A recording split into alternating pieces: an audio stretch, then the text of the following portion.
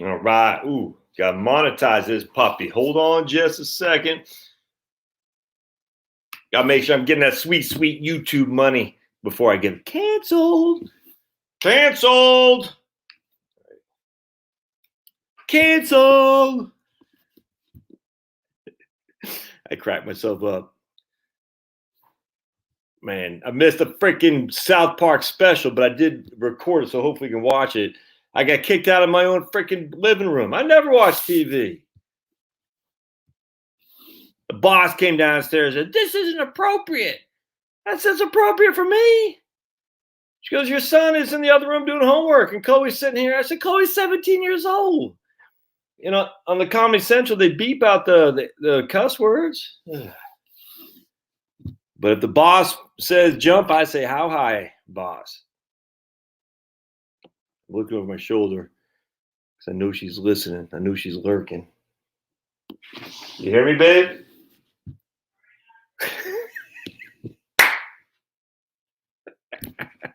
I said, "You hear me, babe?" She said, "Try not to." All right, let me, thanks, Kim. I'm going to monetize it right now. Right on, right on. So, I'm getting a canker sore inside my mouth. Ouch. All right, we got a lot to talk about. We got to talk about the stupid stimulus bill. The stimulus bill, friggin' pissed off by. Well, look, I'm not pissed. I'm just like the whole thing's a clown show. Want to talk about that? I want to talk about a couple other articles I got on here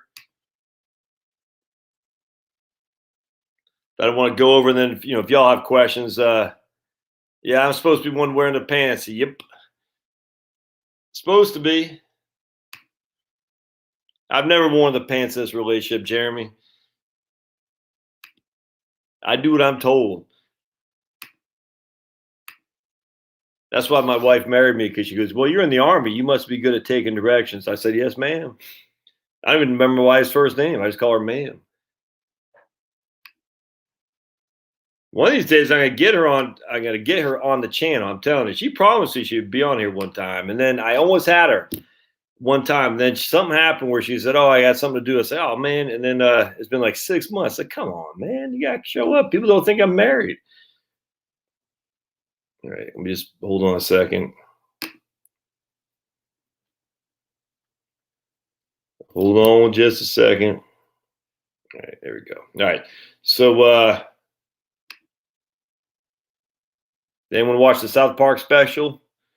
How was it? Was it funny? Yeah. All right.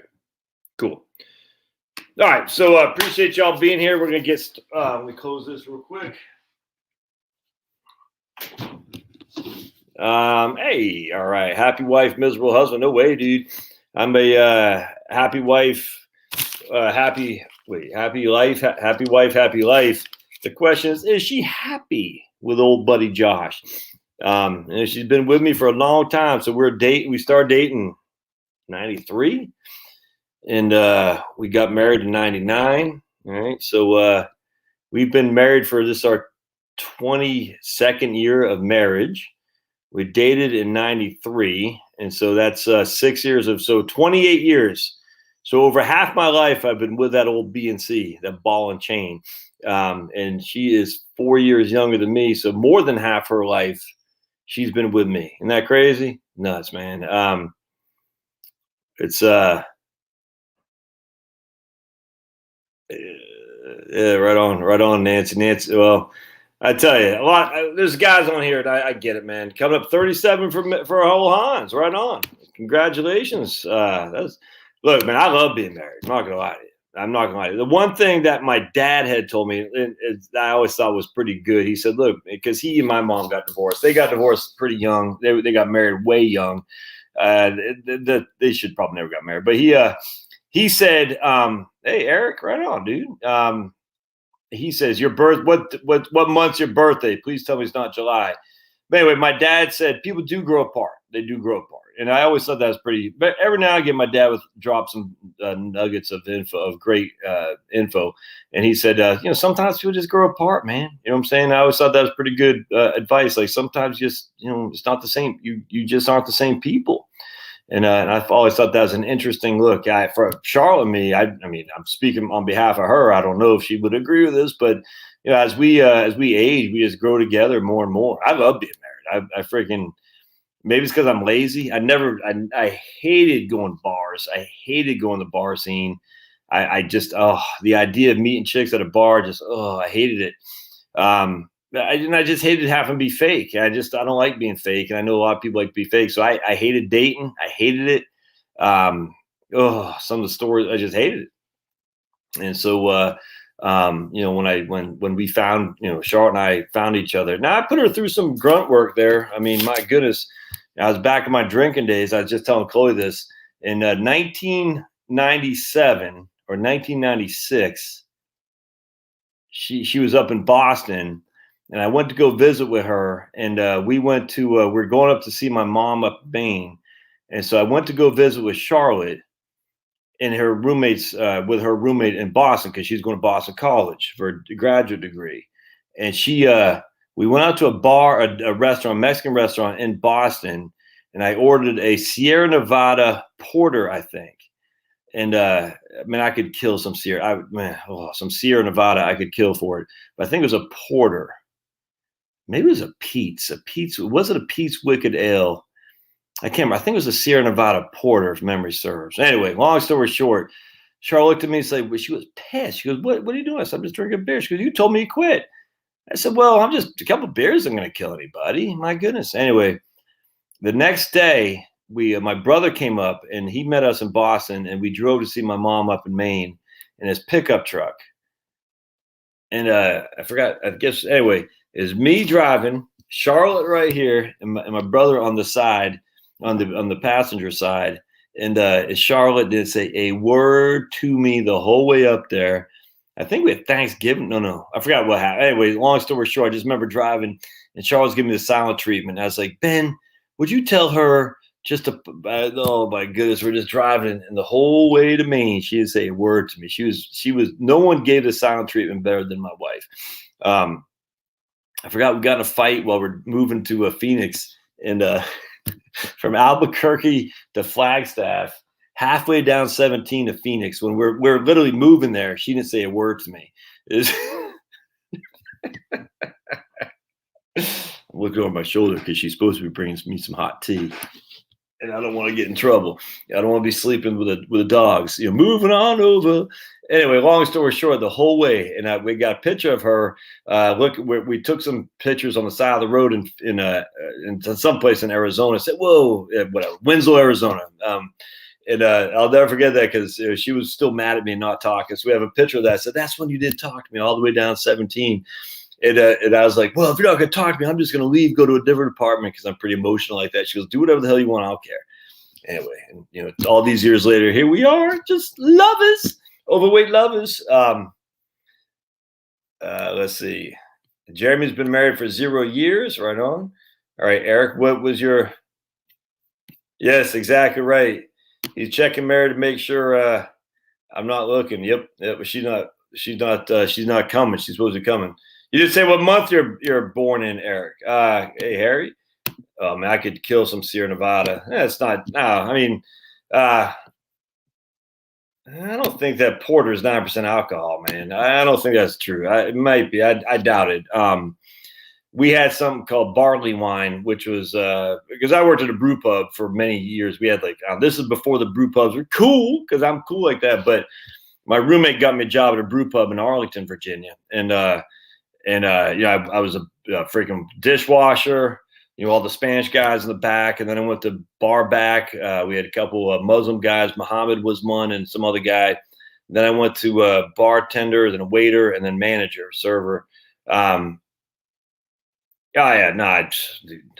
can't tempt me. I mean, I guess you could tempt me with alcohol, but it's not a priority for me anymore. But anyway, so we had something called barley wine. And I'll never forget, we had this one drunk guy come in there. It was sad, dude, every night. Big commie too. I said, the weird thing. Anyway, and he would order these pitchers of barley wine, which was it was 18%, I can't remember, but for beer. It's I don't even think it was legal, because you can't, beer's got to maintain a certain alcohol. And I just remember he'd like drink 2 or 3 pitchers of that crap, and just it was sad, man. These guys, I mean, I'm sure he's dead. I can't remember his name, but I see him in front of my face, and I just, man, it's just, these guys would come in just drinking pitchers of barley wine, nasty. Right on. Right on. So Eric says, all right, right on. Nah, we've got beer downstairs. Charlotte doesn't drink hardly. She don't. I don't. I know for me, if I open one up, I will never. It's just I just know if I do, that's you can't. That's why in Alcoholics Anonymous they say one day at a time, because just today don't drink beer. Just this hour, don't drink beer. Just this minute, don't drink beer. And people say, well, you're never going to drink again? I said, man, I don't know. I just know right now my hands are clean. I got no alcohol. And I just, look, I love beer. I never liked hard alcohol. I did when I was younger, but hard alcohol, it hits you hard, man, too fast. And as such, with the Irish German in me, it brings out the best in me 90% of the time and the worst in me 10% of the time. And that 10% is all it takes. So I can't drink hard alcohol. But just beer, I could drink a lot because, there's a lot, you develop a tolerance. It passes down generation. And I haven't, right on. 17 years this wife, 27 years total. 17 years this wife, 27 years total. I don't get what that means, Harry. 17 years this wife, 27 years total. I'm not following you, man. So you're a polygamist? You've been married to your better half for 17 years, but you're 27 years married to All right, so let's start with I want to find the article on we're gonna bear with me just a second. 27 all wives. Harry says he drank his first beer of 2020, and he's not making any sense. So I got a feeling that one beer is getting to Harry's head pretty quickly because I'm not following what he's saying at all. 3 ex-wives? Gotcha. Really? Okay. Gotcha. Yeah, man. 3 years for me. Actually, there's a clown on here who says, "Are you drunk?" He said that he's a big lip, and he says it every time I post something he does like, which is basically every day. I said, at least not since 5/25/97. That's 5/25/97. Right on. He's a glutton for punishment. All right. So I want to go first. We're going to go to the Kitsis article on the stupid stimulus bill. It's not nearly. If you were thinking it's going to be anything in here that's fantastic, you're wrong. Third one, oh my dude, Roy. Oh, do I dare say this story? Yeah, I got to. Let's just put it this way. There's someone very near and dear to me who married somebody who was previously married twice, and I said, and I didn't even think I was being funny. I just thought I was, I don't know. So at their wedding or reception, I gave them a card. I said, "Hey, person, hopefully this other person works for you. Third time's a charm." And ever since I said that,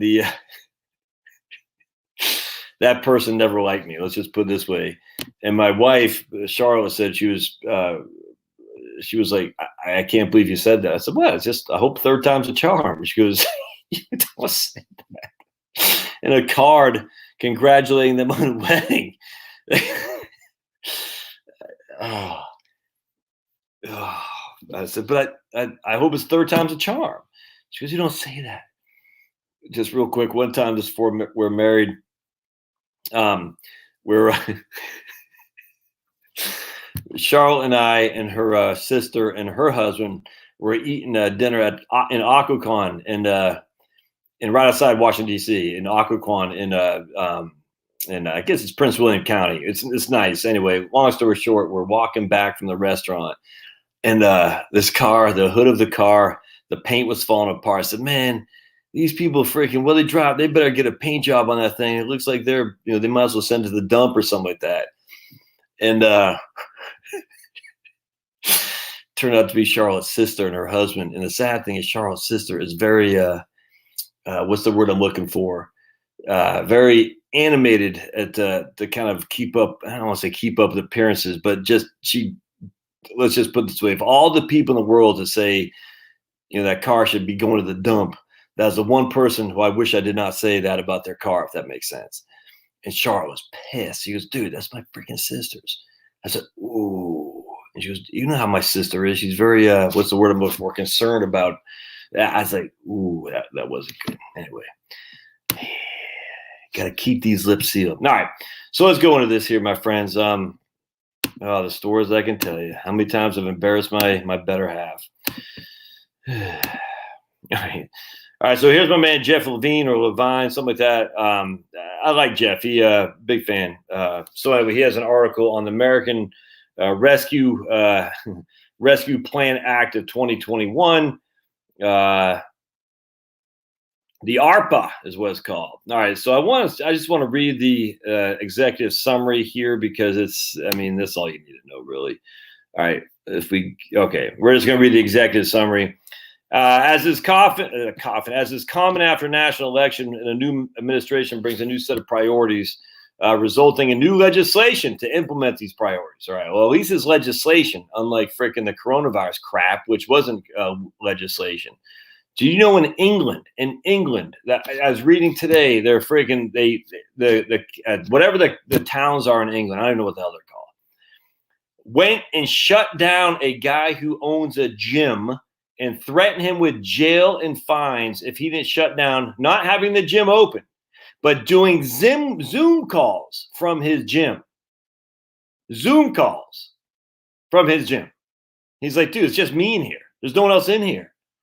It's just me doing Zoom calls where people trying to say the Western society is doomed. I'm sorry. If you think the West is going to rescue us, we are doomed. These people are friggin' nuts. Now, I recognize this is the UK. I reckon Ireland's worse. I recognize all that. These people are nuts. We're half there. I'm just telling you right now. They literally went to a guy and they were going to threaten him. I'll read it. If I can find it, I'll read it. It's nuts for doing Zoom calls. He had no one in his gym. It's freaking insane. And yet, this is how bad it is. Now, again, that's UK. We are not UK, thank the good Lord. But, you think I'm ever going, not that they'd want me anyway, but why would you ever step foot in these places? It's insane. California, why would you reward them at all? They got nice weather. Screw that, man. Florida's got nice weather. Go to Florida. Alabama's got nice weather. Go to Alabama. It's crazy. All right, so you go to friggin' South Padre Island in Texas. Nice weather. All right. So let's see here. All right. So I love how intended to drive $1.9 trillion of economic stimulus into the fiscal relief. All right. The ARPA is another round of so-called stimulus checks in the amount of $1,400 per individual. Let me tell you why these can't be stimulus, because they're not regular. These are just a one-time shot in the arm kind of thing, which means people use them to pay down debt or they put them to savings. That's what it is. Some people spend. The vast majority won't, because they're going to use them to pay down debt because they've already consumed. Or they can use it to friggin' put in savings for future destruction of their financial situations. Idiots, man. Though notably, eligibility in this cycle has been expanded. Okay, for this case, for children, including just children under the age of 17, to all dependents in the household. So anyone who's a dependent can get the stupid stimulus. All right, but other areas has been narrowed. At the same time, the phase-out limitations of the new stimulus checks are more restrictive, with a near cliff style of a phase-out, starting at $75,000 for individuals, $150,000 for married couples. So I won't get anything again. What's it based on? Was it based on your 2020 income? I don't know. It's based on their 19, 20, 21 tax returns. So again, the whole thing was stupid, because if you're a business owner in 2020 and you're getting this based on 2019, where you're making money hand over fist, you were screwed. The freaking thing it's insane, man. You were screwed, because all the money you made in 2019 said you don't qualify for a stimulus. You're like, but my business is shut down, you friggin' idiots. Trump, Biden. I hate it. I hate it. I hate it. I hate it. I hate it. This is so unnecessary, and it's just it infuriates me. Infuriates me. In fact, my man Young Ripa was talking about today about the guy from Stanford. You know, these real doctors, by the way, real or PhDs, real scientists, not freaking Fauci, saying this is the biggest social policy blunder in history. I could not agree more. We need to start saying that more and more. This is the biggest social policy blunder in history. In history. Yeah, I mean, obviously after the internment camps. I mean, obviously after slavery. I get all that. But from a pure economic perspective, this is the biggest blunder in history. And you got to start saying that. Maybe you got to, oh, you're saying this is worse than slavery? That's what the left always does. Just screw that. Say, yep, this is not worse than slavery. This is the biggest social policy blunder. All right, that's just a fact. Anyway, so here's what happens. Some families, because the cliff is so sharp, some families could see marginal tax rates in excess of 100% through the phase-out range, which in turn will require a special focus on navigating a series of 3 checkpoints that households can pass to potentially be eligible. So, I mean, this is the whole thing, man. It's freaking bread and circuses across the board. They want you jumping through hoops. In addition to stimulus checks, the ARPA significantly expands the child tax credit from $2,000 to $3,000 and up to $3,600 for children under the age of 6, a slightly higher age threshold that allows 17-year-old children to qualify in 2021. And yet another set of phase-out thresholds, again at $75,000 for individuals and $150,000 for married couples for the new child tax credit, while the original $2,000 base amount of the child tax credit still phases out at higher thresholds of $200,000 and $400,000. Okay, that great, Josh. No, it's not great. So check this out. Other notable assets of ARPA include a significant increase in the dependent and child care credit. Like I want more babies, so the more they give to people having babies, I'm all about it. That's a fact. New extensions on various unemployment comp benefits that are otherwise set to expire. Increases in premium assistance tax credit for households buying health insurance from Obamacare. Let's see, including coverage down to the first dollar for lower income households below 150% of lower poverty rate. And new eligibility for tax credit for households with income above 400%. A new provision that provides 100% of tax credit to employers to offset the cost of COBRA for 3 months for any employees who are involuntarily unemployed. A provision that will make student loan forgiveness tax-free in the future, albeit without any actual provisions for student loan forgiveness in this legislation. So they're going to make student loan forgiveness tax-free in the future, but they don't make student loan forgiveness here in this legislation, which is good because student loan forgiveness can kiss my big fat behind. You knew what you're doing to take the loan. You knew what you're doing to get brainwashed to your kids, brainwashed by freaking Smith College and all these other schools. Why should the taxpayer pay your freaking cost of your wages to go to these schools to get brainwashed? Now, screw that, man. On the other hand, the popular provision of RMD relief was not included. And neither was the federal minimum wage of $15. Notably, most of the provisions on the ARPA are for 2021 only, making them only temporary relief. However, the potential remains for additional legislation in the coming months as well, raising the questions of whether the changes, particularly the child tax credit, may become a permanent feature of the law. All right, so the point is just nothing here. I mean, that's actually, let's see what kind of comments are in here. Hold on just a second. I'm not paying any attention to this stuff. You can, I'm fine with that. Just it's silly. Freaking nuts. All right, hold on a second. Let me just go to comments. I want to see what kind of comments we have in here because see if anyone wrote anything. Good to see employee retention credit being extended. Good to see the employee retention credit being extended to the last 2 calendar quarters also. Okay. Checkpoint chart. Nice presentation. I think a couple points could be clear. Economic impact payments that would be issued in 2021. Number 3 is recovery rebate credit. Oh, gosh.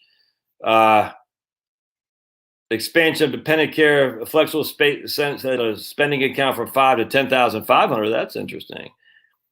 This would only be available to those whose employers allow them to adjust their contributions.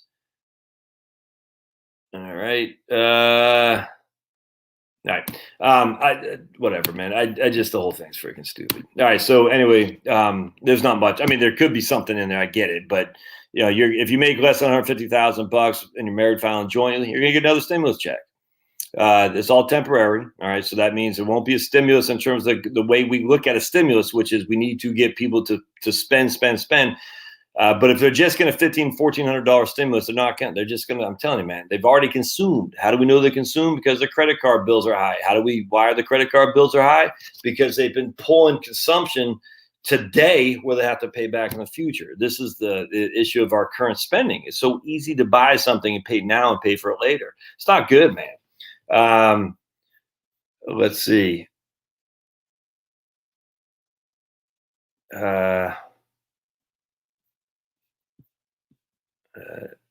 So, I mean, it's just for this year. And what are you going to do about it? I mean, it's based on your tax year 2019, 20, apparently 2021. So you're going to restructure your life in order to qualify? No, don't do that, man. That's the thing. You can't let the tax tail wag the dog. You know, there might be some more, you know, a little bit of Cobra stuff. But I mean, you're already on a Cobra for 18 months. So if the employer's, we'll have to see how it shakes out. If the employer is going to get 100% tax credit for offering Cobra, does that mean, they're going to pay? I would think, but I don't know. I mean, it's just, there's nothing here. I mean, can we admit that there's nothing here? Now, we're going to get rid of tax-free student loans and whatever. Child care credit, I'm all about child care. We need more children, so if people want to pump them out, I'm all about that. That's good. I got no qualm with that. It's family friendly, but the other stuff, nothing out there jumps out at me at all. Now, you'll get another a stimmy, and what do you say? Give me my stimmy, but nah. All right, so hold on. I want to go let me see if I can't get someone to get me my tea. Remember, I was kicked out of watching the South Parq Vax episode, so I think my wife could bring tea.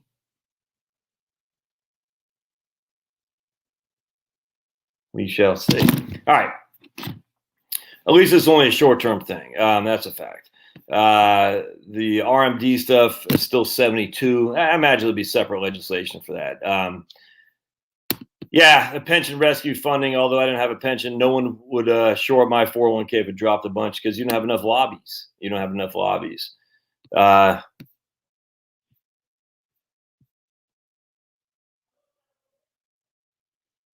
There's a new deal on steroids. I don't think it's a new deal on steroids. No way, man. All right. What are they going to push through next? Yeah, I'll put the link. It's just kitsis.com. So just if you go to Michael, it's just kitsis.com and you'll see all this stuff. It's good stuff. All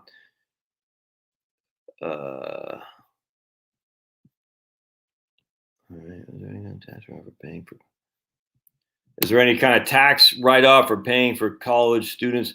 All right, so let's remember. All right, how can I say this? I'm trying to be nice here, and don't take this wrong, Willie. A tax deduction doesn't mean crap unless it's an above-the-line deduction.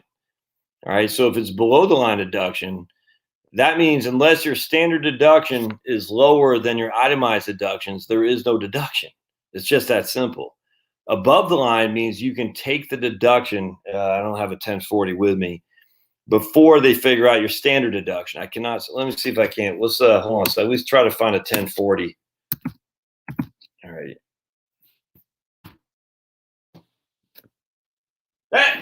Hey. Hey, there's Calvin. Come on, buddy. Come on, say hi to everybody. There's my oldest son. Hey, say hi. All right. Well, you guys introduce yourself. What's your name, dude? Who's your favorite dad? All right. Not nearly as rambunctious as Liam, but we'll keep him. All right. So let's look at 1040 right here. All right, if I can bring it up. All right, sweet. So here we go. We got the 1040 up here. All right, so let me bring this up a little bit. Oops. Make sure I got no comments in there. All right, cool.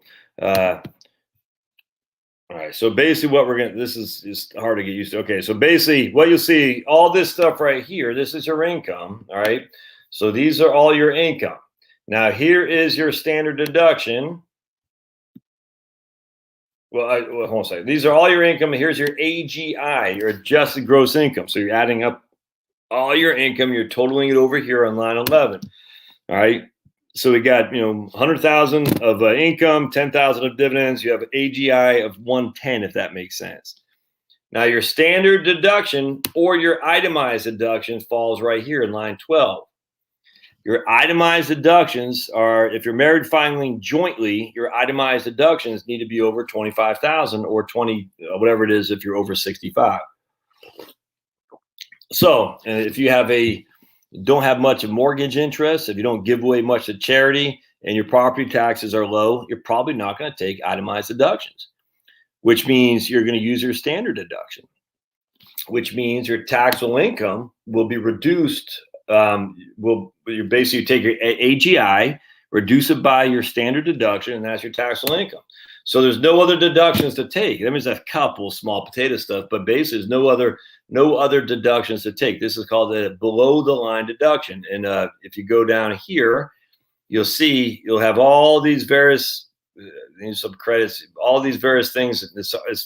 I gotta get my head around the newer form, but you have lots of different deductions to take from your I think IRA, I can't remember, but anyways, lots of different deductions to take, but they're below the line, which means they're below your standard deduction. That means if you're taking a standard deduction, you don't get to deduct them. And all these people say, I get to deduct this, I get to deduct that. And I look at you're like, I get to deduct mortgage interest. I'm like, your mortgage interest is only $8,000. You give $6,000 to church and you got a $4,000 property tax. You're taking a standard deduction. So all the other crap that they give you is a non-starter. It just isn't. So don't get caught up in deductions. Who gives a crap? I'm just telling you right now. The issue now on credits. Now remember, a credit is better.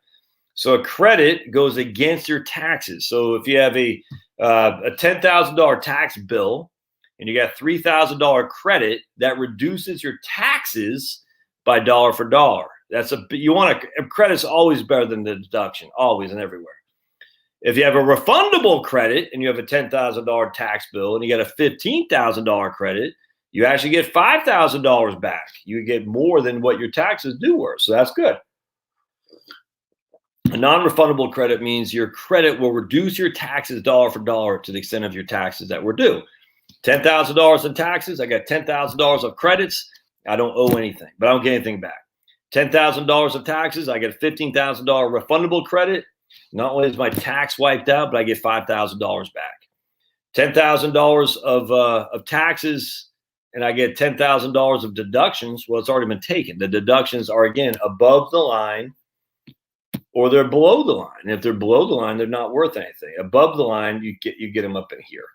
Anyway, that's a big deal, and a lot of people miss that. And it's I tell you, we're so trained to say, "Oh man, I gotta get a deduction." Do you? I'm just telling you, the vast majority of people don't take deductions; they take standard deductions. And as such, all this crap is nothing. A big fat nothing burger. Remember, who writes the legislation? It's not freaking Ted Cruz or Chuck Schumer. It's the lobbyists. They're the ones who write this stuff. There's no Congress. Nancy Pelosi and freaking what's his name, McCarthy. They're not writing legislation. It's lobbyists who write the legislation. They submit it, and they have people they know in freaking various House office buildings and Senate office buildings, and they say, hey, Joey, who works with Chuck and Nancy, Joey, I've been taking out him to lunch for 5 years now. He's a chief of staff of Chucky. Hey, this is the legislation I'd like for you to introduce to Senate. And because I'm a big sponsor of your campaign, I'd like for you to vote on that, to submit that for a vote. That's how legislation is written. It's freaking such a scam, dude.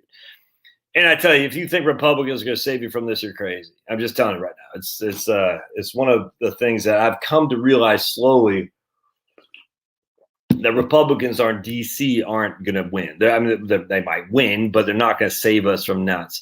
It's the Republicans in the state legislature. That's where they got guts. That's where they freaking, they don't care. They're going to go hell's bells and fix things.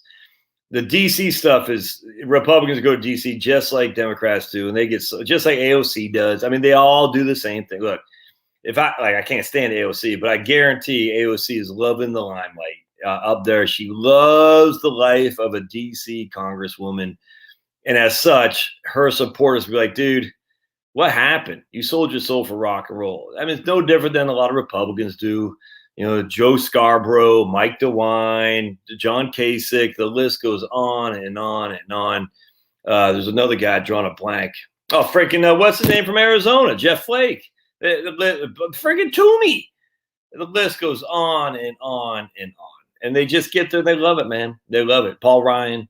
Here, Paul Ryan is holding fundraisers for Liz Cheney.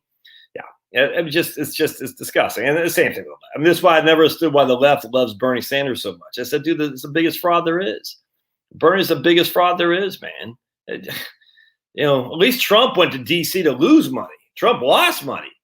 Bernie and all these guys on the left, Sniffy Joe and a hell of a lot of Republicans, Paul Ryan, Trent Lott, they go to D.C. to make money. Trump's the only guy who went to D.C. to lose money. And maybe Mittens, but Mittens just loves people sweating him. But Mittens obviously was not a very well – he didn't think very well of himself. So he feels, oh, as long as people like me for my politics, oh, I'll feel good about myself. I mean, he's like, oh, we get it. But, I mean, this is the problem with the politics.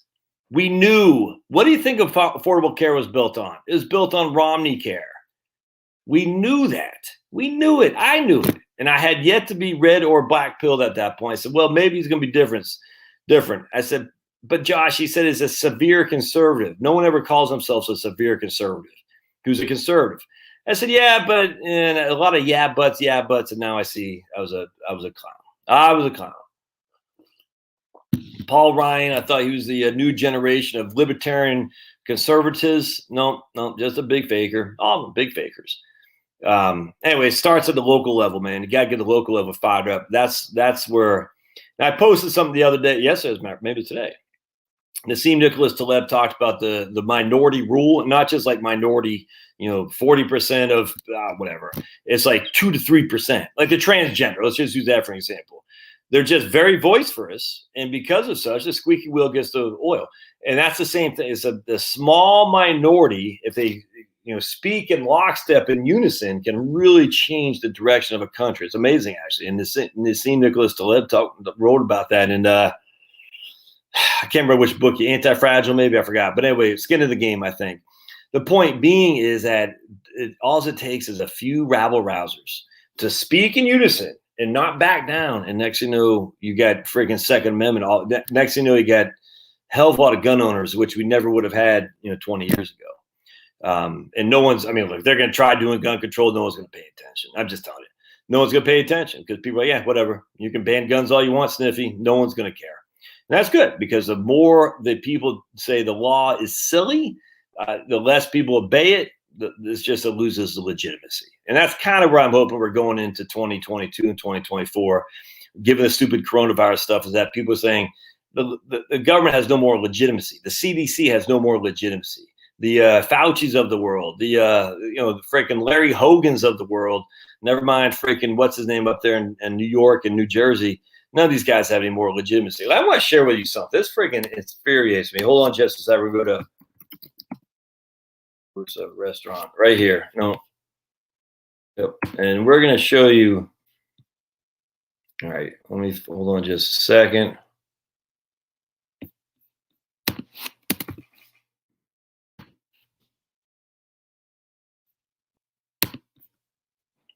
All right. So,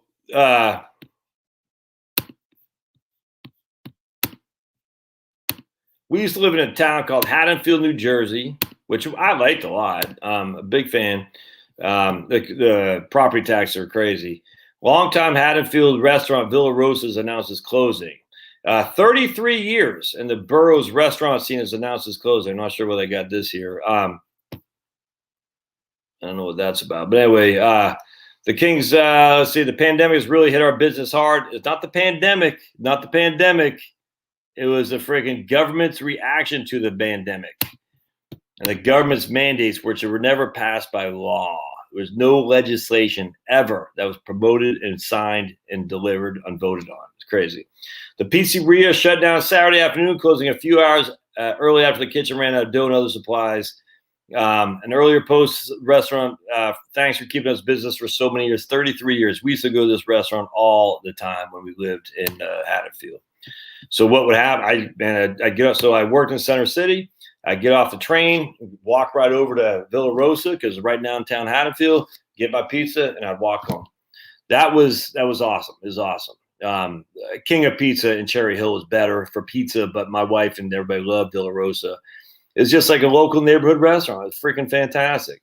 You get off the train, walk to the place, get your pizza, walk home. It was awesome. And after 33 years, they closed because of Murphy and these clowns in New Jersey. Freaking kiss my butts, man. Yeah, Biden lost his dog. Exactly. Yeah,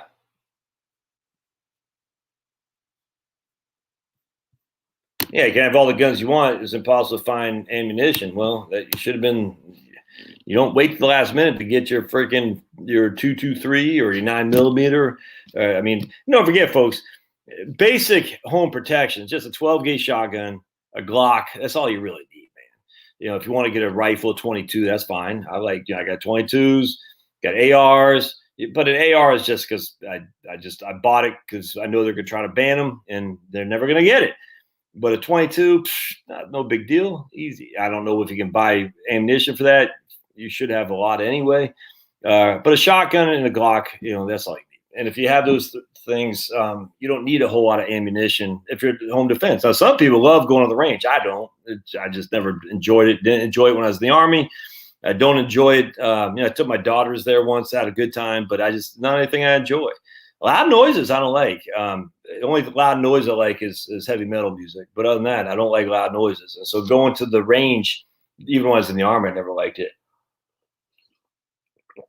Yeah, it looks like oil's going up like crazy. All right, so let's read another one here. I want to share with you this. This disappoints me, but I can't say I'm so shocked. Wall Street Journal. This is Power for USA. Don Deers, I believe Don Deers. Wall Street Journal continues its support for leftist ideas. So before you read the Wall Street Journal thinking you're a right-wing Republican, white shoe guy, Wall Street Journal, the news section of the Wall Street Journal has been left-wing for a long time. I'll never forget they had a lady named Jackie Calmes, Calmes, back in the late 90s. And she just transitioned over to the New York Times like it was no big deal, man. It was just a match made in heaven. And she was a news writer. And you're reading her crap, and this is the Wall Street Journal. Like, this lady is so far left and biased, it's nuts. So I can't believe the editors of the Wall Street Journal don't see this.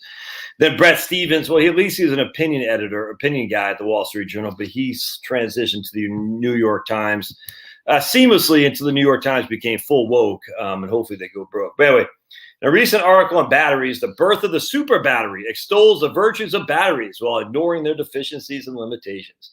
It's a continuation of the Wall Street Journal articles in support of leftist energy proposals for eliminating fossil fuels. The Murdoch family owns the Wall Street Journal. The Murdochs now are run by big libs, the Murdoch sons. They're just the same. It's the Ivanka Trumps and the Jared Kushners of the world. It's the no different, man. It's just I think now, isn't Aaron Rodgers married to some big Hollywood lib? And so he's going to go woke if he hasn't been already, but it's only a matter. That's what happened to Colin Kaepernick. Colin Kaepernick met some chick who's like far left BLM person. And next thing you know, Colin Kaepernick's like, yes, ma'am, you tell me I'll do whatever you want, honey. I'll do whatever you want. Yeah. The Wall Street Journal could benefit from hiring engineers to write these articles rather than relying on reporters with non-technical degrees, such as degrees in history or political science. The birth of the super battery article begins by describing the history of the lithium-ion batteries and their declining cost. I agree. It's likely the initial cost of battery-powered vehicles, not including trucks, 18-wheelers, will become competitive with the ICEs, internal combustion engines. sometimes over the next several years. However, since internal combustion engines last 150,000 miles, while battery packs currently last only 100,000 miles, there's also the cost of replacing the batteries that is largely overlooked, and that can tip the economic evaluation of in favor of the old-fashioned gasoline cars. I was talking to a guy yesterday. He had a diesel with 500,000. I think it was I think it had a VW Jetta 2003. I mean, it was an Audi. I can't remember, diesel with 500,000 miles. And I said, man, I've always wanted a 2008 VW Jetta diesel. Freaking, you can run that sucker forever, man. And you run these diesels forever. Oh, they just good gas mileage, much better gas mileage, less need to get oil changed and all that. Just, oh my goodness, just a fantastic ride. But I guess VWs don't make diesels anymore because of their controversy. The emphasis of the Wall Street Journal article then shifts to how batteries will reduce CO2, saying shifting from fossil fuels to batteries in the auto and energy sectors would reduce emissions overall, boosting efforts to tackle climate change. But this article ignores many of the negative effects that batteries will have on the environment and the electric grid. Exactly. For example, it ignores the detrimental impact of mining the tons of metals that's needed to extract the metals on the rare earths. Example given: cobalt, nickel, lithium, and neodymium, whatever it is, for making batteries, wind turbines, and solar panels.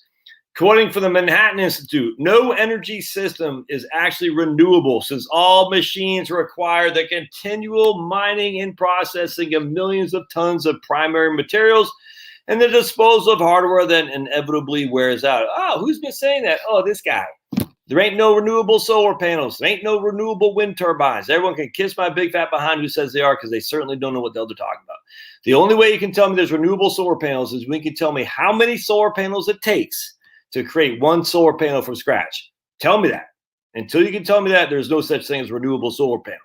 And because they can't tell me that, because it's an impossible number to figure out, then there is no such thing as renewables. You know why? Because to build a solar panel from scratch means a hell of a lot of freaking internal combustion engines, a hell of a lot of machines, a hell of a lot of tools, a hell of a lot of transportation, which take fossil fuels. Compared with hydrocarbons, green machines entail on average 10-fold increase in the quantities of materials extracted and processed to produce the same amount of energy. Hear that? Compared with hydrocarbons, green machines entail a 10-fold increase in the quantities of materials extracted and processed. Batteries are a national security issue. U.S. car companies are having to rely on Asian companies for the technology and presumably materials. The Tesla battery factory in Nevada was built in conjunction with Panasonic, while the battery factory being built by GM is in concert with a South Korean company. It's not clear whether Tesla and GM are making or importing the cells, the basic components of battery modules, or if they're making the cells, whether the materials are being imported from Asia. And what about Ford, Chrysler, Toyota, and the other companies making cars in the U.S.? Kiplinger estimates that the U.S. will need over 30 lithium-ion battery factories. If, as GM has announced, that ICEs are abandoned for battery-powered electric vehicles, and we aren't manufacturing the cells and batteries in the United States, we will completely dependent on Asia. Nothing wrong with that. Just have China sell it to us. What could possibly go wrong? And China is the main source of the rare earths required to produce the batteries. That's fantastic. As noted in the Wall Street Journal article, we solved our dependency on foreign oil. But by eliminating internal combustion engines, we are merely exchanging our dependency on Mid-East oil for Asia for batteries and the materials to make them. What about the electric grid? What happens to the electric grid if all 250 million light vehicles in the U.S. were electric vehicles? The Wall Street Journal ignores the capacity of the grid. We will have to increase by 100% according to the national, I'm not sure what NREL is, national, I'm drawing a blank, national, I can't remember. Anyway, a huge undertaking, and that billions of dollars must be spent replacing transformers for larger units. National Renewable Energy Laboratory, there you go, estimates that generating capacity will have to double by 2050 based on its medium electrification scenario. The Wall Street Journal article infers that batteries will make coal-fired and natural gas power plants obsolete by using batteries to store electricity. It specifically points to natural gas peaking units being replaced by batteries to meet peaks in demand, but this is just a head fake and basketball terminology. The real issue is whether batteries can provide enough storage to keep the lights on when the wind doesn't blow and the sun doesn't shine. for days, possibly weeks, not just hours. And here's a chart of solar output where solar panels were covered by snow for several days. This is only one example of why storage is needed for several days, if not weeks, when solar and wind can't provide electricity. All right, so completely agree. So let's go on to another article here. I'm just sick of these green people because they don't know what the hell they're talking about. We're going to read this guy here, and this is share. Oops. Share. What taxpayers, workers, and retirees need to know about the union pension bailout that has nothing to do with COVID-19. That's shocking. Heritage Foundation. I'm not familiar with Rachel Gressler. Looks young, but let's see what she says. So Heritage Foundation is a right-wing group. Oh my goodness. Congress needs to fix the broken multi-employer pension system so that private unions and private employers cannot make promises and then fail to keep them. The pension bailout provisions in the freaking stupid bill just passed does nothing to fix multi-employer pension promises and instead makes it easier for them to make even more promises. That'll be broken. There's a better way than selective and unconditional bailouts under the guise of COVID relief, and one that will not pick winners and losers among different pension plans, i.e. the people who can lobby the most. Broken pension systems promises began long before the pandemic, and simple taxpayer bailout under the guise of COVID-19 relief is inappropriate and inadequate. I would like to see the union leaders jailed, just like we're talking about the corporate leaders who have pensions they can't, the Enron guys. It'd be nice to see the union leaders have to face up the same thing. How come? How come the union leaders get to go by the Richard Trumpets of the world? Why aren't they being in prison for their freaking union crap? If the corporate America did the same thing, we'd expect them to be in jail too, would we not? Yes, we should. And as such, they should say, well, you signed off on this stuff. Where's the money? Why do I, Mr. Taxpayer, have to pay it when you signed off on it while you're living large as possible? That goes for CEOs too, by the way. All right. Let's see. We're just going to read a couple here just a second. 10.8 million workers and retirees belong to about 1,400 union pension plans. These plans are massively underfunded, having promised $673 billion more in pension benefits than they have set aside to pay. Where's all that money going? Where are they living? Where's Richard Trumka? Where was he? What kind of house does he live in? What kind of car does he drive? Huh? Freaking scumbag. The same thing with CEOs. I'm telling you, same thing. I freaking hold them all accountable. And if you think corporate America is your friend, are you not paying attention to the woke methodology happening? Corporate America is not your friend, my friends. Stop the defense of corporate America. Stop it. These people are just as bad as the union people. They're all freaking out to win and to get you. They want to limit competition. They want to live large and freaking make you under their heel, be it the union thugs or the corporate CEO thugs. They're all woke. And they all want to crush you and your independent spirit. You got to stop defending corporate America. Trust me, I was there a long time. Let me share with you real quick an example of my insanity of corporate America. Oops. Back in 1997, 1996, 98, I think it was 96 even, 97, Clinton was suing Microsoft because Microsoft wasn't letting Netscape on their Windows 10. I forgot which Windows it was, the operating system. And they said that was a monopoly. And I'll never forget. I said, oh, that's bull crap, Clinton. And Eric Holder was part of the DOJ back then. And I said, Clinton, you're blah, blah, blah, blah, blah. And I'll never forget. It's like how wrong I was, man. I'm telling you right now. So what happened was I think the DOJ did win that, actually. And I think Microsoft had to make a couple small potato things to get allowed Netscape on it. I can't remember what it was, but I just remember thinking, "Oh, you can't do this, corporate America." Just the same thing as YouTube. Start your own YouTube or start your own Twitter. And I'm like, look, man, stop playing that game. Stop it. You're fighting an enemy that wants you crushed and under the heel with one hand tied, both hands tied behind your back, and you're putting your head out. You're going like this. Hey, get me, get me, get me. Stop playing it. We're losing. And that means we got to grab the pitchforks and fight back and say, no, we're not going to defend corporate America any more than we're going to defend union America. Because corporate America is not our friend. Just look at what they're doing. They're not your friend. They don't like you or your kind. They don't. It's just a fact, man. Drives me up the wall. All right, so let's go back. Am I still on there? All right, hold on a second. There we go. Oh, cool. Succumbing to the pressure of unions that failed to deliver the secure retirements they promised their dues-paying members. And if I was a dues-paying union member, I'd be pissed. Lawmakers have included the pension bailout. All right. Let's see here. What is the bailout going to be? So data reports. So here, underfunding in 2008 was 210 billion. 346, 349, 401, 572, 673 billion dollars as of 2017. But Josh, the reason it was underfunded because the markets weren't doing well. Oh yeah, the markets weren't doing well from 2009 to 2017. But Josh, because that's what they used to say. Well, the markets weren't doing well, so we were underfunded. Look at that, dude.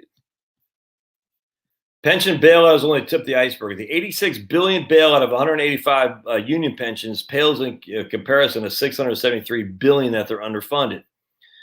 All right, so they're going to give him 86 billion bucks, which Richard Trumka will light his cigars with in his top hat, his Monopoly top hat. And there's still going to be a $600 billion gap. And again, this is as of 2017. You think it's gotten any better? Hell no. Congress needs to fix the problem, all right? Well, the Congress is the people who allowed the problem to fester. They should have said, you cannot do this. You got to raise fees. You got to raise dues. You got to raise something, employer costs, whatever you got to do. But you can't rely on the taxpayer. At least 86 billion in unconditional taxpayer bailouts to select multi-employer plans. So the ones that lobby the most. Unconditional plans whose financial status is considered critical and declining. Or in some cases can apply to receive lump sum cash transfers in the amount sufficient to pay 100% of their pension benefits and plan expenses, which includes paying the trustees who manage the plans through 2051, at which point most of these plans will likely go from paying 100% to being insolvent anyway. So the trustees who manage the plans still get paid. BlackRock, are they part of the trustees? I freaking get. Oh, what's that big lib? It's a big lib financial. I'm drawing a blank what it is. I guarantee they're all part of this. They're all getting paid, man. It's such a scam.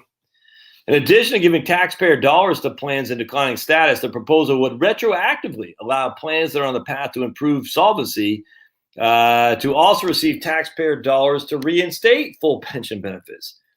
The CBO estimates that 185 plans would receive taxpayer funds, but it noted that there is uncertainty about the number of pension plans that would qualify and the amount that each plan would receive. The CBO noted that simulations included 336 plans potentially for qualifying for taxpayer dollars. Regardless of whether the private union pension tab force on the taxpayers is 86 billion or much larger, the bailout will not come close to making the plan solvent. According to the PBGC, the 50 plans to the highest levels of underfunding have 372 billion in combined underfunding. So rewarding the most inept people who've been, I'm going to say, I would say sleeping on the job, or maybe the proposed 86 billion would just be a partial stopgap until 2052, in which most of these will be insolvent anyway. Moreover, this bailout only occurs to cover the tip of the union pension iceberg, as 96% of all workers with union plans have plans that are less than 60% funded, and 75% have plans that are less than 50% funded. It's only a matter of time before all union plans fall and fail, and this bill only modestly kicks the cans down the road. Look at that, man. Less than 40 funding level, 41% of beneficiaries have less than 40% of the funding level. Look at that. So of all the people who are union members covered for pensions, 41.49%, less than 40% of their pension is fully funded. It's funded less than 40%. 40%. It's nuts, right? So if that but we need the pensions. The pensions will let everyone have a safe retirement before. Yeah, they can all kiss my butt. Lots of people kiss my butt here today. Let's see. We talked about that. We talked about that. I want to talk about. All right. I want to talk about my man Chris Barfield. Why annuities suck. We'll just go here real quick. And I haven't read this article for a while, but let's see what Chris Barfield says, why annuities suck. And I love Chris Barfield over at Barfield Financial. Dateline, June 26, 2020. Annuities really suck. Wait, let me rephrase that. Annuities really suck unless you sell them for a living. That's a great first line there. Go ahead and argue me if you want, but I have yet to see a situation where the government employee would benefit from purchasing an annuity. They seem to exist primarily as a vehicle of moving money from your wallet to that of the insurance company. My opinion is that you need an annuity like you need an asbestos t-shirt. I have friends in the financial industry, your old buddy Josh, and from time to time I ask them to give me their sales pitch on annuities. And believe me, there are some serious sales pitches out there. I try to keep an open mind. Not everyone's situation is the same. In fact, very few financial products are right for all people across the board. But in my experience, the scenarios I've encountered, I cannot find any situation where an annuity would be better than not buying an annuity. Perhaps there's one out there and someone will contact me to explain it. Believe me, I'm all ears. Before we get too far, it's very important to clear up one thing regarding the FERS retirement. Our pension checks are referred to as an annuity by OPM, Office of Personnel Management, the FERS annuity check. Likewise, one of the official names of the supplemental check is called the RAS, Retiree Annuity Supplement. These function similar to an annuity in that you pay into it until you start to receive payments, but they are not what we're talking about here. We'll be looking at the traditional private annuities that you purchase from an insurance company here. All right. So simply put, annuity works like this. You give an insurance company money, and over time, they give some of it back to you. I 100%. There are multiple annuities available and a dizzying array of optional features to add to those annuities. It can become very confusing. But they all start with this step. The buyer gives the money to an insurance company. This can be done through a one-time purchase, like taking all of your TSP and purchasing the annuity from MetLife, or through a series of purchases. For example, one can spend $1,000 a year from the age of 50 to 60, making monthly payments. That's the buy-in phase or the accumulation phase. Step 2 is your money comes out. What do you get for these payments? In return for giving our money to the insurance company, they will pay us back in the future, generally at a guaranteed rate. Let's see. During the accumulation phase, the money was going in tax-free. An annuity is almost always related in some part of a deferred tax benefit. It's like purchasing a private retirement plan or pension. Just like in FERS, where retirement contributions come out each pay period, and then at retirement you receive a monthly check for life. That happens with private annuities as well. So you make a one-time purchase, they take the money, invest it, making themselves money on your money, and then at some point in the future, they start paying back your money and some of the proceeds of the investment gains. That's called the distribution phase. One of the big selling points of annuities is that the option to receive a guaranteed payments for life. That's probably the number one selling point. I completely agree. People see guarantee for life and are drawn to the stability and peace of mind. They'll pay me for life? Wow, that's a lot of peace of mind. And insurance companies are counting on that being your reaction. All right. However, we'll dig into why in a minute, why that may not be a good deal. All right, between your money going in and your money coming out, the insurance company is using your money to make and hopefully them some money. It's important to understand what your investment is not. It's not a mutual fund. I've seen financial literature some of you have sent me that tends to lead the potential investor to that conclusion, unless they read the fine print. Annuities have certain features like early withdrawal benefits, tax-deferred growth, and possible death benefits that mutual funds don't have. All right, you may see a literature that allows you different investment options in your annuity, but you're buying an annuity. I cannot agree more. The insurance company may take your annuity and invest in something like a mutual fund through their investment sub-accounts, but you do not own shares. You may see options in an annuity for growth, value, high yield, but you're not purchasing mutual funds. You're purchasing sub-accounts, what they call it, 100%. And here we got different types of annuities, fixed annuities. I'm not going to talk about the different types, index annuities. Right here. Actually, I do want to read this right here. Index annuities. Fixed annuities are pretty simple. It's just like a CD that's not FDIC insured. It's just that simple. All right. So the annuity, the index annuity is like a fixed annuity, but the difference is the return can change based on an index, hence the name. An index simply means that the rate is tied to some market index like the S&P 500. This is what I see most often that is sent to me for review. It's not uncommon to come across financial literature that shows how an index annuity makes a high return when the market is doing well, while simultaneously preventing you from losing anything when the market goes south. Sounds like a win-win, right? Upside without the downside? Well, has the insurance company found some secret way to making money while never losing money? Well, kind of. It's called selling you an annuity. Typically, this annuity will pay you up to a certain amount if the market is doing well. And generally, it's not as high as the market's actual return, meaning the insurance company keeps any of the profits over what they pay you. Conversely, they'll often tell you that your losses are limited when the market goes down. They eat it. So how can they do this? Well, it's based on the premise that over a long period of time, the market generally goes up.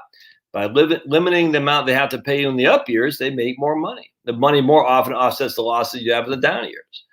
All right. Why? Because the market goes up, the more it goes down. No one invests the market thinks that 30 years from now, it will be lower than it currently is. And it's compounding. He doesn't say it here, but it's compounding. And they don't use dividends either, by the way. All right. So they're not compounding growth that has a cap with no dividends is always going to lead you to lesser accumulation. By having a cap on what you earn, they keep the rest. Here's a perfect example. Go to annuities.com and the top line reads up to 7% returns with no market risk. I have no affiliation with the website. I just want to demonstrate what is out there. Whoa, 7% returns with no market risk. Better check the fine print.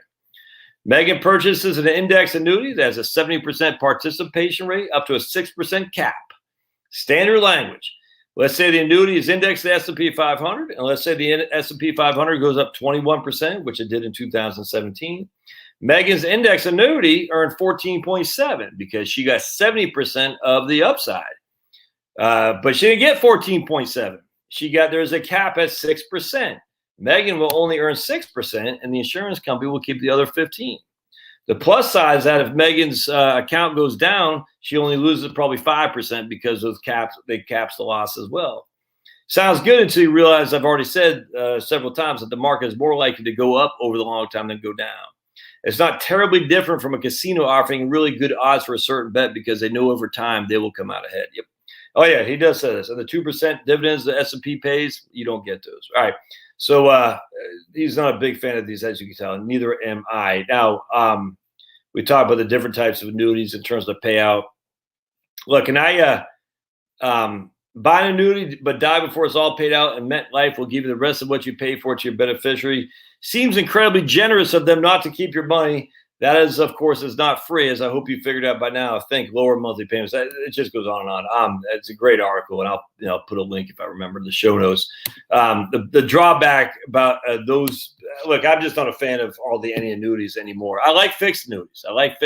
I'm a fan. I don't know what they're paying right now. I don't think they're paying much. I'm not a fan as much as I used to be of SPIAs. In fact, I'm not a fan of them all. A single premium income annuity. Because if you look at the payout ratio right now, it's so doggone low that you're going to have to live 20 years just to get any profit at all. And I don't want to get too deep into mortality credits. That there's some annuity guys will say, but you forgot about the mortality credits. If that's your saving grace, just mortality credits, that's not a good place to be. Anyway, single premium income annuities, I like them, but in this day and age, it's because the interest rates are so low and the payout ratio is a percent is so low. It takes I'm telling you, if you're 65 years old, you're gonna have to live until you're 86 to really start to earn any money. You're just getting your money back over those 20 years. That's it. Well, you can set up your own little ladder CD program, or hell, just put in a checking account. So I'm not the biggest fan of the single premium annuities. I'm not a fan of variable annuities that much. I'm certainly not a fan of index annuities. I just am not. So anyway, I like that. Good article from Chris. I guess that's pretty much all I had in here. So I covered all those things. Good. So we got that article. It seems like it's some more articles I wanted to talk about. Maybe I have my other computer. Nope. No way. No way, Ivanka. Nope. Let's see here.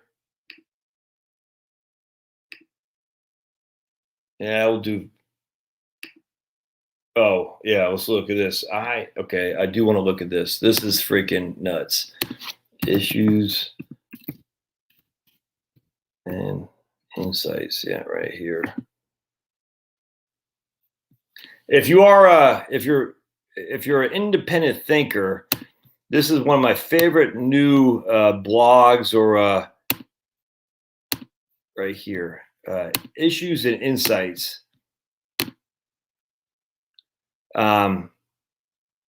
These guys are fantastic. A huge fan of Issues and Insights, this blog or online magazine, whatever. Biden broke the border. Now he owns the humanitarian crisis. Kids in cages, Joe Biden. Here's Mike Ramirez, big fan of this guy. This is to, let's see, he does cartoons. Only 503 views, no way. This is to inoculate you from shock. The vaccine can shock you. The COVID relief bill cost. He's getting ready to hit that guy. So this is to inoculate you from shock. Yeah, 100%. Let's see what else we got. Old Michael Ramirez here. All right. So Dems vote to destroy their own state right to work laws. I want to Pelosi gaslights America by the 1.9 relief trillion bill. But there's one I wanted to talk about here. All right. When government gets too large, property rights get hammered. Yep. Get the COVID vaccine, whichever is available. Yeah, I'm not following that. I'm not following that at all there. I don't know if he's saying that facetiously or not, but nah. All right, let me find. I want to show you something here. Where's this one right here? Right here. This is the smug arrogance of the science crowd right here. The smug, because they all say I get this on my channel all the time. You idiots, you don't follow the science, as if science is an entity. It's a process, man. Good night. It's just freaking nuts. Those people drive me up the wall because they're so ignorant, but they're so smugly arrogant right here. The smug arrogance of the science crowd. Last summer, fed up with the Democratic claims that there is the party of science, we pointed out that in the reality, the party of science fiction.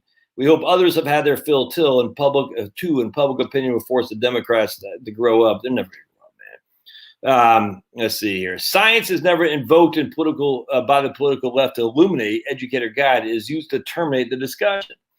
It is employed in exactly the same way the racist term has been used for decades, not as a legitimate charge, but as a bomb thrown in the conversation in an effort to other the person, to smear them and say, hey, you're anti-science. Those who respect an open marketplace of ideas, who believe that more speech rather than less is healthy for society, might wonder why the left wants to hold debate.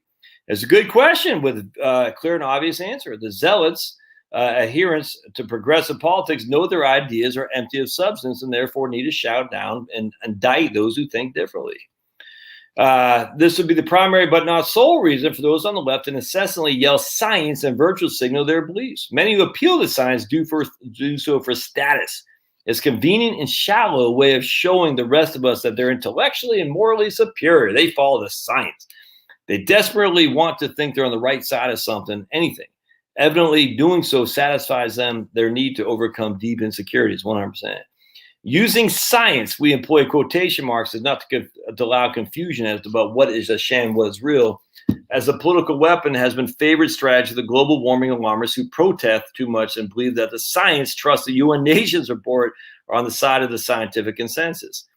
The practices, of course, are carried over to the coronavirus pandemic. Anyone who questions whatever the Democrats are believing at that time, not what they're believing, but just what they're believing at that time, is branded as an anti-science rube. But this isn't how science works. Science is continually observing. See, scientist is an action. It's a process. It's observing, evolving, questioning, experimenting, discovering. The left-wing machine just picks a belief and sticks with it, or they change it depending on what the situation is at hand. And the thing that ticks me off is the idea that you have to have a PhD in freaking whatever it is to be science. That's freaking insane, man. And this is what Eisenhower talked about, the educational industrial complex, when he gave his farewell address for what everyone refers to as the military industrial complex. He actually talked about the educational industrial complex as well in that same speech. Freaking fascinating. You should read it or watch it. You're like, damn, that guy's right. Talked about the tinkerer in the garage. He'll be replaced by a bunch of freaking bureaucrats in academic and government institutions. That's 100% right. How dare you think you know science if you don't have a PhD in whatever the hell it is? On one hand, the science bunch is providing the rest of us with a few laughs. Watching self-important adults behave as middle schoolers can be amusing. Think of the decades of climate warnings that weren't just wrong, but spectacularly inaccurate. We also chuckle at the spectacle of the left being the political home of saying they're grounded in science, as well as believe the earth is a woman named Gaia, and there are at least 3 genders. But on the other hand, those convinced their superiority are dangerous because the party of science controls all aspects of our government. Everywhere, corporations, media, you name it, the NBA is nuts. Public policy twisted into an economic and freedom-killing rules and regulations. The name of science is the first floor in a tower of tyranny. C.S. Lewis said, "Those who torment us for our own good will torment us without end, for they do so with the approval of their own conscience. It's just as true of those who are persuaded by their own righteousness and will subjugate us without a moment's hesitancy." 100%. Could not agree more. But I got to see what this guy is saying about the vaccine stuff. Where was it? He said, take any of the vaccines right here. So why is he saying this? This is Henry Miller, a fan of Henry. So let's see what old Henry Miller is talking about. Take the COVID, whichever one is available. It's the weirdest thing, man. During the past year, many thousands of articles on, they have appeared online. Okay. As the role of the vaccines have progressed throughout the country, a prominent issue is vaccine hesitancy. That is the uncertainty, unwillingness of a significant fraction of the population to take the vaccine. This guy. Recent polling suggests that about 31% of Americans are undecided, while 20% remain at least somewhat reluctant. I'm not somewhat reluctant. I'm completely reluctant. However, receptiveness seems to be increasing as frontline health personnel and older people are vaccinated, and stories circulate about ineligible people devising ways to jump the queue. Most of the reasons cited for hesitancy concern the speed at which they were developed or the novelty of the first 2 that were authorized by the U.S. FDA, namely the messenger RNA-derived vaccines produced by Pfizer and their partner BioNTech and Moderna. The points below will, I hope, dispel some of the reservation and encourage vaccination. All right, so, I mean, again, if the vaccines are so good, why not? How come we can't sue them? I mean, I don't understand the purveyors of the vax. That's the thing. If they're so, why can't you sue them? That's what I want to know. Why do they have special privilege? Doesn't make sense. If they're so righteous, then say, okay, that's fine. You know, FDA can approve it, but how come they get exempt? It's nuts. All right, I can read that on my own, but all right. So remember, what was the quickest vaccine that ever came to be? It was the measles. It took 4 years. And I just find it interesting. These conservatives, I don't trust the government, but I'm going to trust the government if they use a term called vaccine that has been brought to market just like that, quicker than anything else. Huh. Interesting. I still want to know what happened to Hank Aaron. What happened to Hank Aaron? Natural causes. Seems kind of weird to me, man. Anyway, so you can do whatever you want. I don't care. But why? My whole thing is, if you're young and healthy, why do you need the vaccine? I don't understand. I never understood that. But whatever. And for some reason, I can't go down to new comments. Why does it not let me go down? Have I been banned already by YouTube? Because there we go. Yep. Farewell address. Search Eisenhower Military Industrial Complex on YouTube. Just say Eisenhower farewell address, Jeremy. It's freaking fantastic. Yep. Science says human baby in the womb is alive. If the baby wasn't alive, they wouldn't have to kill the most innocent via abortion. They make up their own science to go on. Exactly. They're not science. They're just hey, this is what we believe today. It doesn't matter. No logic here for sure. There's no crisis. The media, I like the Epic Times. Big fan. Jeremy Rose, 2032. I don't even know if you'll be able to drink by then. Don't you got to be at least 35? I need to consider a minimum of 15%. Okay. All right. It's only a matter of time for Congress raise the FERS to pay for Social Security. I don't know. Yeah. Well, okay. So every situation is different. Right on. So Harry says he's like his speed. I get it, man. 100%.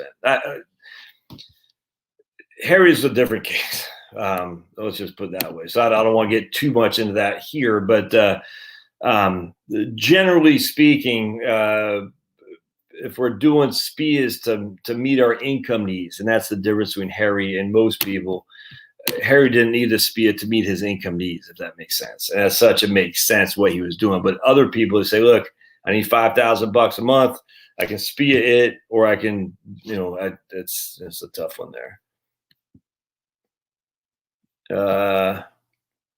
Yeah, right on. We got to check out this great documentary on Bill Gates. Got to put the link in there, brother. All right. So it's sad that peeps got hip to this and stopped it. However, try calling the government for anything and find out the call gets transferred to India. Yeah, right on. Unionized management. All GM white collar workers got shafted. Right on, man. 100%. All right, so I'm starting to get tired, so I think I'm gonna let you guys go. Only mods can post links in the chat. So I didn't know that. Yeah, right here: obesity, diabetes, heart-lung disease, vitamin D deficiency, talk factors which cause COVID deaths. Yep, shocking.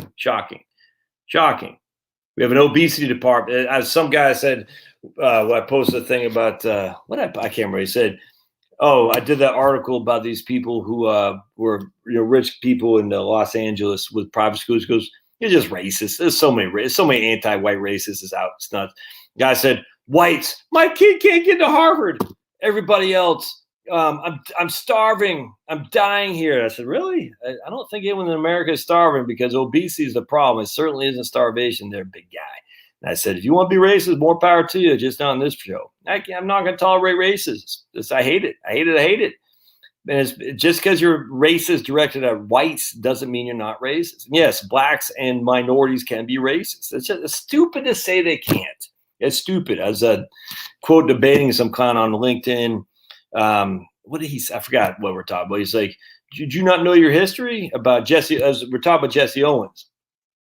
I said, to sit there and use Jesse Owens as your example of whites and how essentially bad we are because I'm white, so I must be bad, and not recognize what happened in the Hitler Olympics and who hugged Jesse Owens in front of Hitler and who ultimately died in World War II because he was forced to fight some stupid ass war, and know who Jesse Owens showed up at the freaking marriage ceremony is to be a ignorant friggin' fool. And it's a racist POS not to know the history of Jesse Owens, which is a wonderful human being, but know how insane it would be to insinuate Jesse Owens in like black nationalism or anti-white crap, which some of these people are doing. It's insane. If you do not know who Jesse Owens is in this story, you're missing out. It's freaking American history, man. This is why I did that article a long time ago on Jackie Robinson, man. It's, oh my goodness. It's the stuff you don't hear because everyone wants to say, "Oh, look, our shining black guy who showed up." That's true. But there's so much more to the story of Jackie Robinson, of Jesse Owens. There's so much more. I was reading today on LinkedIn. This lady posted, and she posts a lot of black history stuff, which I get a kick. I didn't know this. Now, let me see if this is amazing. And I don't want to, this was amazing. And I'm like, why are people not focusing on the positive stuff here? Hold on a second. This was incredible. And I didn't know about this history. I'm like, why would we not know this? It's American history. Do you know the Indians owned black slaves, by the way? I'm just telling you, they did. And so as such, can we stop this whole thing that as if the only people who own black slaves are whites? It's stupid. Stupid. All that does is try to get people pissed off at one another. Don't do that. All right, let me see if I can't find this article because this was fantastic. Yeah, this radio. Oh my goodness. I want to read. Oh, this is, I'm so in awe of this person. So check this out. Oh, check this out. All right, let me make this bigger. All right. And I said, this is amazing. American history at its worst, but ultimately its best, all in one. So here's Belinda Kendall, founder of Promise Media Group, and she posts a lot of stuff on Black history, which again I get a lot out of. I enjoy it because it's interesting to me, and it's good to know. A lot of her followers get real anti-white, which and I just throw some bombs in there and I walk away. I'm like the media. I'll lay down to some fireworks and walk away because a lot of white people like, you're right, we're bad. And I like being the one white guy who says, no, I'm not putting up with that crap. It's fun because it gets people riled up, and I literally don't care. Of course, I don't work for a company. I guarantee if I work for a company, they'd say you're canceled. But check this out. Here's Bridget Biddy Mason. All right, she was born in a southern plantation in 1818. At the age of 18, she was bought by Robert and Rebecca Smith in 1840. Now, again, I don't know if this is true. I haven't validated it. I don't know. I'm just reading what Belinda Kendall had written here. I'm assuming it's true. Maybe that's a big mistake. I don't know. I did not validate it. So I assume that this is authentic. But check this out. All right, so the owners of Miss Mason here, all right, because she's a slave, they converted to Mormonism in 1847, and they moved their family and slaves to Utah. Mason, this woman, made the entire trip on foot, walking over 2,000 miles, tending to the family's cattle. After 4 years in Utah, the slavers moved the family to San Bernardino, California. When Smith moved to California, the state had just entered the Union as a free state. Although a free state, it was understood that if residents already owned slaves, they would not be challenged. In 1856, Robert Smith decided to move once again, and this time to Texas, which still practiced slavery. Being forced to leave California, Mason challenged Smith's right as a slave owner and filed a petition for her freedom. And she won her case, and she relocated to Los Angeles, where she worked as a nurse and a midwife. So check this out. She worked hard, saved money, and made wise real estate transactions.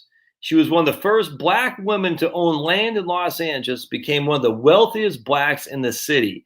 In 1872, Mason and her son-in-law, Charles Owens, established Los Angeles' first AME, the African Methodist Episcopal Church, the first Black church in Los Angeles. She became one of the wealthiest African Americans in the city. That lady right there walked across the country tending to the slave owners' cattle. Why would, I find that incredible. So then when I posted, I had to post something because I'm such a clown. Hold on a second. I had to post this. It's fun being when you don't work for somebody because you can post whatever the hell you want.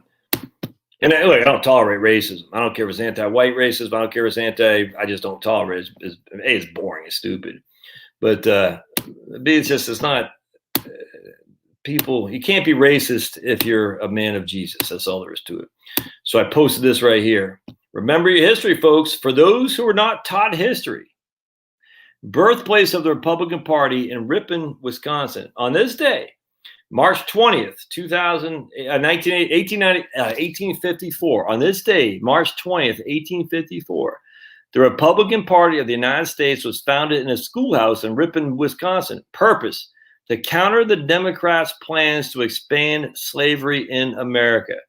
Every American should remember this important bit of American history on Election Day, or just every day. Anyway, a lot of people, so what they do is they say, well, the Nixon Southern strategy, the Republicans changed. Have they? Have the Republicans ever been advocates of the Klan? Nope. Have the Republicans ever been advocates of internment camps for Japanese and even Italians, by the way? Nope.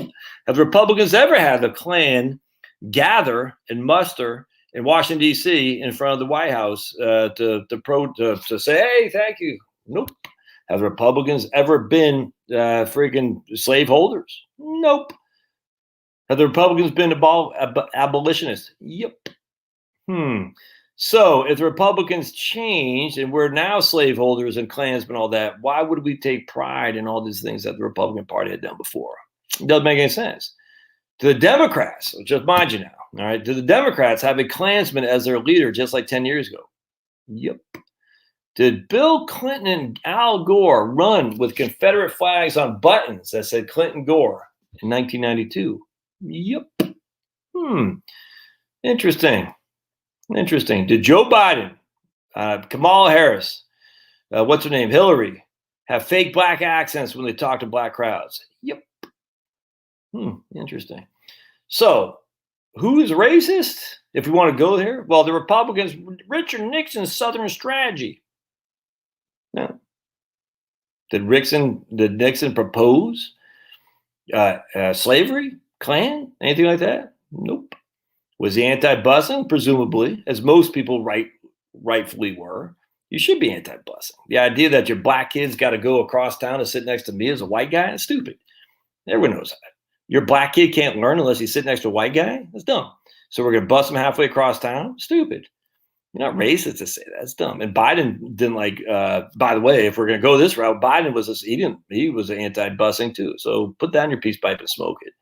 This whole thing that the Democrats are now the abolitionists. No, the Democrats have always and forever will be the racists because they look at the group who is on the out and they ostracize them, and they bully them. And right now it's whites. We know that. 25 years ago, 30 years ago and stuff, hell, never mind, 50 years ago, it was the blacks. And we know this, man.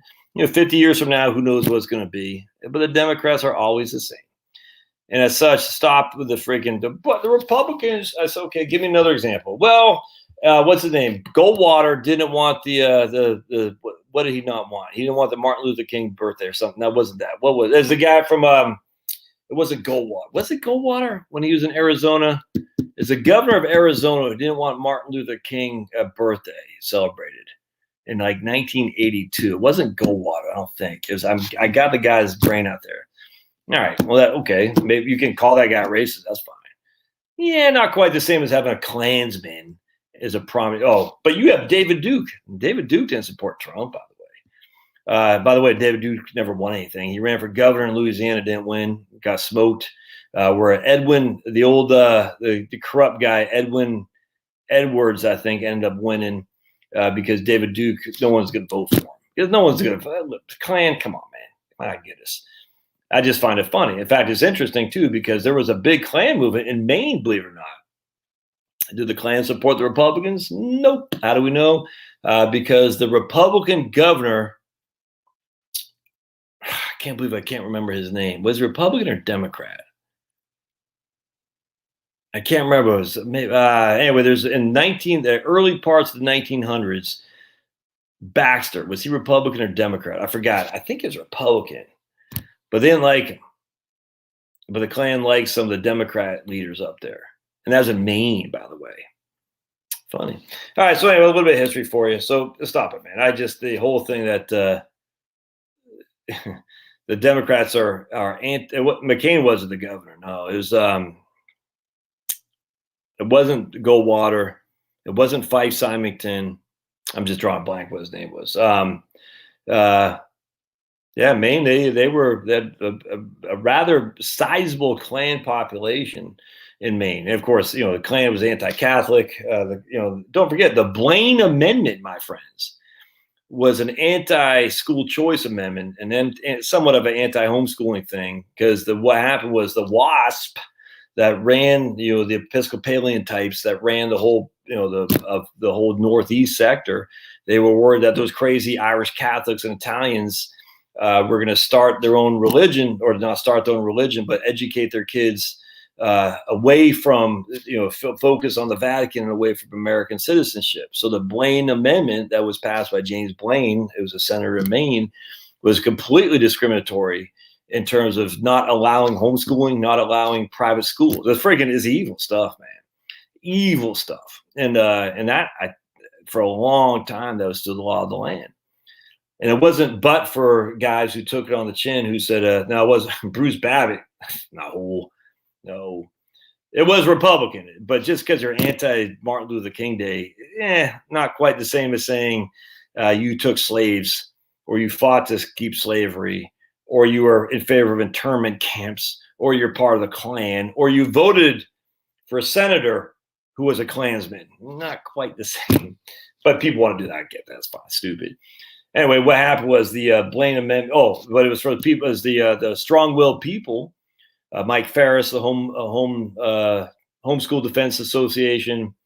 That whatever the Secretary of State in Arizona was, I just remember it's a short hair, yellow hair lady, cute, but she was fantastic. I just can't remember her name. And they took the arrows to fight for school choice, to fight for vouchers, and it's just people got to take the arrows. No other way around that. It's sad, but it's got to be the way it's going to be. All right, I get out of here, my friends. We'll see you manana. Appreciate y'all being here. Don't forget, slow the spread of socialism. Preferably stop the spread of socialism. That's from Brandon Tatum's website. He also has a shirt. I tried to get it. He was out. It said white privilege. There's something else that said on there. It's pretty cool, the white privilege, because is there anything better than a black guy wearing a white privilege T-shirt? I tell you, man,